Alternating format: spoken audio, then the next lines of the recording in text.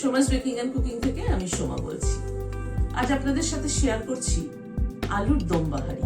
এই আলুর দম বাহারি নামটা অবশ্য আমারই দেওয়া, কিন্তু কি করে করলাম আলুটাকে, চলুন তাহলে ভিডিওটা দেখতে থাকি। এখানে 1.5 কিলো ছোট আলু নিয়েছি, 2-3টে অবশ্য একটু বড় আলু আছে, সেটাকে অর্ধেক করে নিয়েছি। প্রথমে এটাকে সেদ্ধ করে নিয়েছি, সসপ্যানে সেদ্ধ করেছি, প্রেসার কুকার করিনি, এবং এটা পুরো সেদ্ধ করিনি, কিন্তু হাফ সেদ্ধ করেছি। এবং হাফ সেদ্ধ কেন করলাম পরে ভিডিওটা দেখতে থাকুন, তাহলে বুঝবেন কেন হাফ সেদ্ধ করলাম। আলুগুলোকে ছাড়িয়ে নিচ্ছি, আলুগুলোকে ছুলে নিলাম। এবার এখানে একটা গামলা নিলাম, এই গামলাটার মধ্যে আলুগুলোকে সবগুলোকে দিয়ে দিচ্ছি। এখানে একটা বাটি নিলাম, 10-12টা কাজু দিয়ে দিলাম, 2 চামচ পোস্ত দিয়ে দিলাম, অল্প একটু জল দিয়ে ভিজিয়ে দিচ্ছি। 10 মিনিট ভেজানো থাক, তারপর এটা একটা পেস্ট তৈরি করে নেব। গ্যাসে কড়াইতে সাদা তেল বসিয়েছি, এখানে 4টে পেঁয়াজ কেটে নিয়েছি, এরকম লম্বা লম্বা করে রিং রিং করে কেটে নিয়েছি। এটা ভেজে নিচ্ছি, বেরেস্তা বানিয়ে নেব।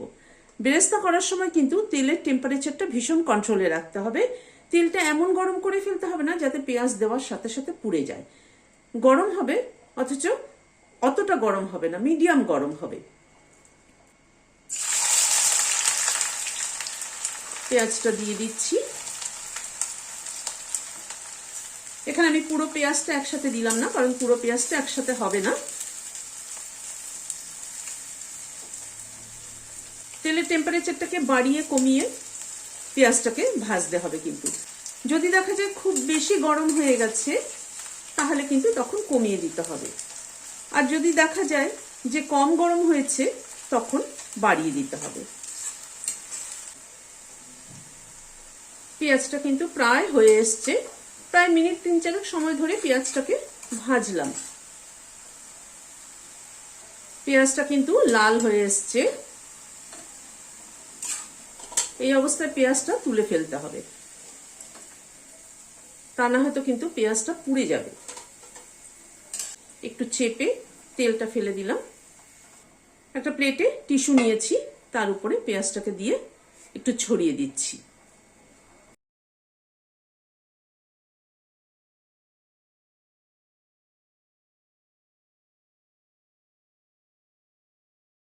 এই পেঁয়াজটাও ঢেলে দিলাম, দিয়ে একটু ছড়িয়ে দিচ্ছি। ঠান্ডা হলে এটা মিক্সিতে একটা পেস্ট তৈরি করে নিচ্ছি। এবার এই হাফ সেদ্ধ আলুটার মধ্যে একে একে মশলা অ্যাড করছি। 1 চামচ রসুন বাটা দিলাম, উঁচু উঁচু 1 চামচ, হাফ চামচ, 1.5 চামচ আদা বাটা দিলাম। এখানে 7-8টা কাঁচা লঙ্কা পেস্ট করে নিয়েছি, সেটা দিয়ে দিলাম। এখানে 3টে টমেটো পেস্ট করে নিয়েছি, সেটা দিয়ে দিলাম। বেরেস্তা পেস্টটা দিয়ে দিলাম। কাজু আর পোস্ত যেটা পেস্ট করে রেখেছিলাম সেটা দিয়ে দিলাম। উঁচু উঁচু 1 চামচ রোস্টেড ধনের গুঁড়ো দিলাম, 1 চামচ রোস্টেড জিরের গুঁড়ো দিলাম, 1 চামচ কাশ্মীরি লাল মির্চ দিলাম, 1 চামচ মৌরি গুঁড়ো দিলাম, এটাও কিন্তু রোস্টেড মৌরি গুঁড়ো, হাফ চামচ গরম মশলার গুঁড়ো দিলাম, হলুদ দিলাম হাফ চামচ,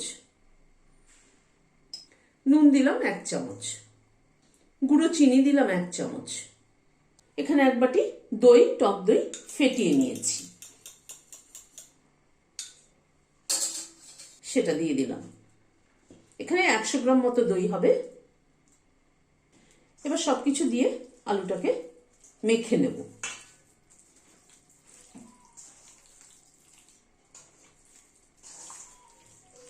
কাঁচা সর্ষের তেল দিচ্ছি, 1 টেবিল চামচ মতো কাঁচা সর্ষের তেল দিলাম।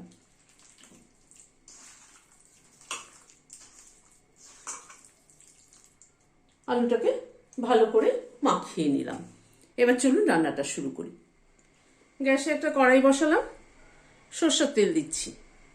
তেলটা একটু গরম হওয়া অবধি অপেক্ষা করব। তেলটা গরম হওয়ার পরে প্রথমে একটা বড় এলাচের দানা দিলাম, একটা দারচিনি দিলাম, 3টে লবঙ্গ দিলাম, 3টে ছোট এলাচ দিলাম, 2টো ছোট ছোট তেজপাতা দিলাম। গ্যাসের ফ্লেমটাকে কমিয়ে ফোড়নটাকে আগে ক্র্যাক করিয়ে নেব।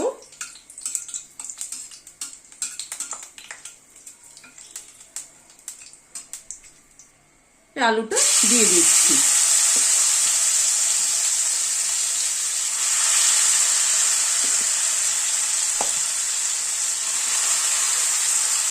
বাটিটার মধ্যে একটু গরম জল দিয়ে দিচ্ছি।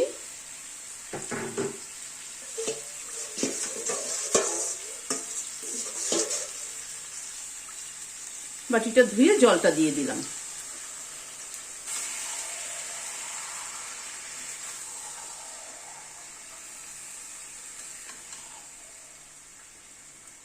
এবার ধীরে ধীরে আলুটাকে কষাবো।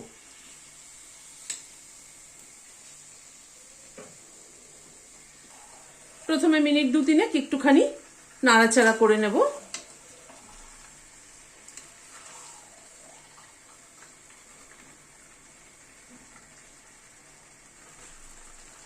মিনিট 2-3 একটুখানি আলুটাকে নাড়াচাড়া করে নিলাম।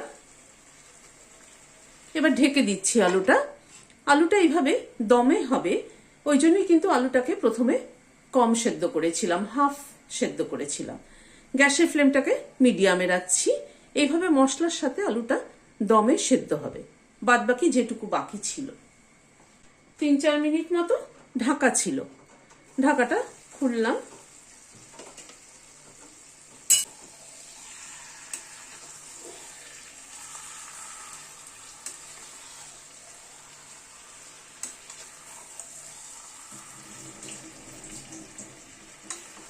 এবার ঢাকাটা খুলেই আলুটাকে আর একটু মশলার সাথে কষাবো। আলুটা যদি পুরো সেদ্ধ করতাম তাহলে কিন্তু এই মশলার সাথে কষাতে গিয়ে আলুটা একদম গলে যেত, সেই জন্য আলুটাকে হাফ সেদ্ধ করেছি। পুরো মশলাটার থেকে কিন্তু তেল ছাড়ছে।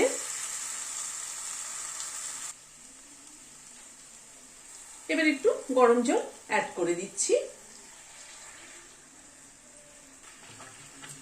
কেউ যদি একদম শুকনো শুকনো পছন্দ করেন তাহলে কিন্তু আর গরম জল অ্যাড না করলেও চলবে। তবে একটু গরম জল অ্যাড করলে হয় কি, মাখো মাখো হয়, গ্রেভিটা খেতে বেশি ভালো লাগবে।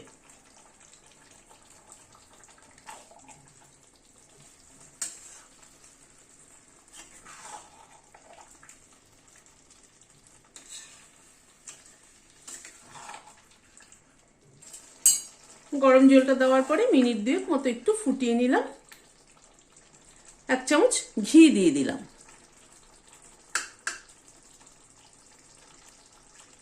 ঘিটা একটু মিশিয়ে দিচ্ছি।